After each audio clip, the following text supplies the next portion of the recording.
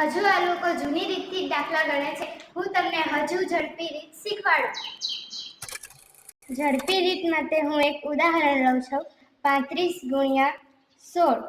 પહેલા આપણે 5 અને 6 નો ગુણાકાર કરીશું.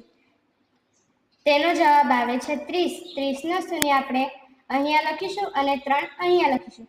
પછી 5 અને 1 નો ગુણાકાર કરીશું. તેનો જવાબ આપણે અહીંયા લખીશું. પછી 3 અને 6 નો ગુણાકાર કરીશું. તેનો જવાબ 18 આવે છે, તો આપણે અહીંયા લખી દઈશું અને આ 3 નો સરવાળો કરીશું, જેનો જવાબ આવે છે 26. 26 નો 6 આપણે અહીંયા લખી દઈશું. પછી છેલ્લો ગુણાકાર 3 અને 1 નો ગુણાકાર કરીશું.